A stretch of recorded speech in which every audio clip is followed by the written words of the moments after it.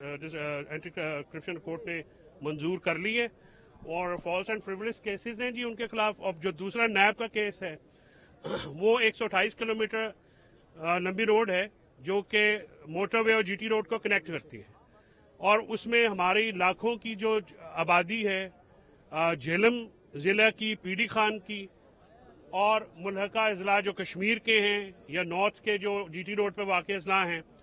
تو اب یہ کیس کیا جا رہا ہے کہ آپ نے وہ عوامی بہبود کا منصوبہ کیوں بنایا اور اس کے اوپر ٹھیکیدار جو ہیں وہ اس کی ایگزیکیوشنر اور کانٹریکٹر ایف ڈبلیو او ہے، فیڈرل ورک آرگنائزیشن ہے.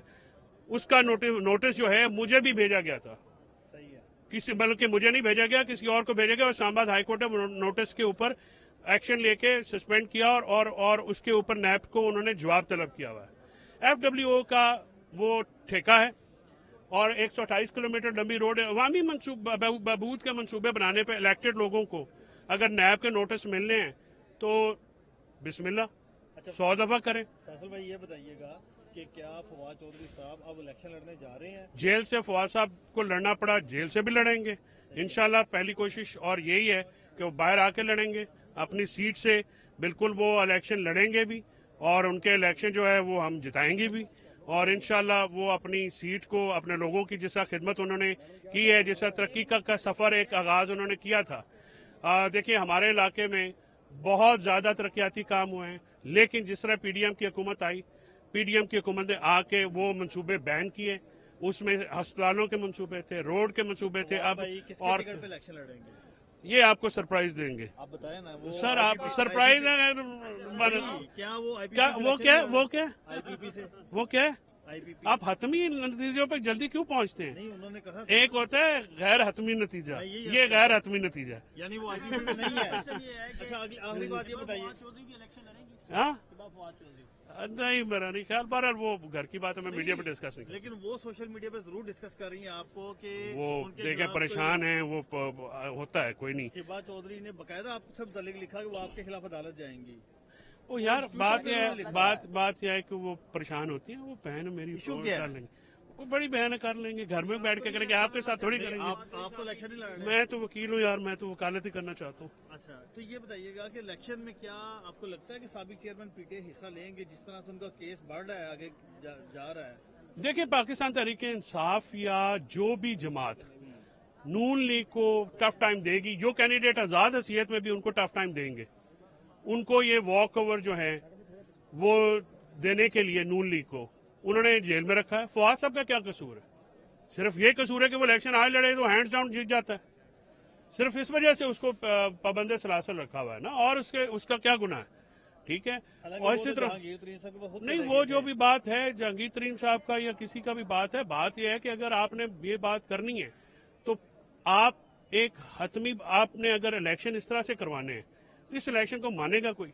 اس طرح سے الیکشن تھوڑی ہوتے ہیں. جس جماعت میں فواد صاحب ہیں آئی پی پی میں وہاں پہ تو بڑی سہولیت. میں نے تمہیں یہ کہا نا کہ تم لوگ بڑے حتمی نتیجے پہ جلدی پہنچ رہے ہو اور بارو کر رہے ہو. سوال ایک دفعہ ہوتا ہے، اب کوئی اور سوال کرو.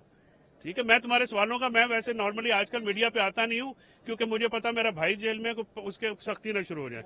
میں بڑا اس کو بڑا میرے لیے جو ہے نا، ہاں سپریم کورٹ کے وکیل ہیں، بار کے مشہور ہیں. بار نے ان کے لیے ایک ریزولوشن اور سر لیٹ ہوئی ہے، دیر سے ہوئی سویرے آ گئی نا. دیکھیں یہ باتیں کیڑے نکالنے نہیں چاہیے. بار کی مہربانی ہم کرتے ہیں. بار نے جس طرح سے پیچھے سے کھڑا ہوا ہے، بار ہمارے ساتھ ہے، وہ سپریم کورٹ کا وکیل ہے اور اس کے حقوق جو ہیں وہ ملنے چاہیے. اب آپ جس طرح سے فیصلے سے مطمئن ہے الیکشن جو انہوں نے کروانے کا اور شیڈول؟ دیکھیں اس کے دو پہلو ہیں. الیکشن پاکستان میں ہونے چاہیے تھے، پہلے ہونے چاہیے تھے. میری خواہش تھی کہ پچھلی سپریم کورٹ اپنے فیصلے پہ اس طرح پیرا دیتی، تو اس پہلو کو لے کے تو آپ کو سپریم کورٹ کو اپریشیٹ کرنا چاہیے کہ انہوں نے اپنے نہیں انہوں نے کمزوری کا مظاہرہ کیا نا، جس کی وجہ سے یہ سر نہیں نام لیتے نا. کچھ اخلاقیات ہوتی ہیں جو سابق سپریم کورٹ نہیں وہ آپ کو بتانے کی بحث رہتے ہیں. سپریم کورٹ ایک ہی ہے، آپ کہہ رہے ہیں دو سپریم کورٹ ہیں. سر میں نہیں کہہ رہا میرے منہ میں الفاظ نہ ڈالیں. آپ بڑے صحافی ہیں، آپ بڑے صحافی ہیں. اچھا آپ نے سوال کیا، مجھے جواب بھی نہیں دینے دے رہے. نہیں آپ نہیں دینے دے رہے. میں نے آپ کو کہا کہ پچھلی سپریم کورٹ کا جو بینچ تھا، جو چیف جسٹس تھے جو پچھلے چیف جسٹس ہے ان کو پیرا دینا چاہیے تھا، بزدلی کا مظاہرہ کیا گیا. اس لحاظ سے تو اس کا پہلو جو دیکھیں تو یہ ٹھیک ہے کہ سپریم کورٹ نے اپنے فیصلے کے اوپر امپلیمنٹ کے لیے پیرا دیا ہے، لیکن جس طریقے سے یہ پٹیشن ٹیک اپ ہوئی ہے وہ بڑی آبجیکشنیبل ہے. اس طرح سے نہیں ہونا چاہیے. اور جس طرح کے اس پٹیشنر کو توہین عدالت کا نوٹس دیا گیا، اس طرح سے تو سر اس طرح سے تو ہر بندہ، اگر ہم کل پٹیشن فائل کریں، مجھے تو کنٹمپٹ کا نوٹس آ جائے، کوئی سائلین آئے، یہ کام کیسے چلے جائے؟ یہ بہت ہی آبجیکشنیبل بات ہے. باروں کو اپنا اس میں رول ادا کرنا ہوگا، وکیلوں کو سیاسی وابستگیوں سے اوپر اٹھ کے اس کا کچھ کرنا بھی ہوگا، کچھ سوچنا بھی ہوگا. یہ معاملہ ٹیک اپ ہونا چاہیے. کنٹمپٹ آف کورٹ کوئی بھی پٹیشن دائر کرنے پہ کس قانون کے تحت جو ہے وہ آپ توہین عدالت کا جو نوٹس دے رہے ہیں، اس کا توہین عدالت کے دیکھیں کوئی بھی عدالت جو ہے وہ قانون کے مطابق چلنے کی پابند ہے. قانون کے مطابق پٹیشن فائل کرنے پہ وہ عدالت میں آئے ہیں، عدالت چاہتی تو وہ فیصلہ ان کے خلاف بھی دے سکتی تھی. اور آر اوز اور ڈی سی کے خلاف ان کا ایک آبجیکشن ہے، وہ کسی بھی پارٹی کا حق ہے، وہ کریں. دیکھیے مجھے آر اوز کا اگر آبجیکشن جب ہوا، جس نے بھی ہوا، تو مجھے بھی پتا ہے کہاں پہ جانا ہے اور کیسے کرنا ہے. I will do that. Thank you sir.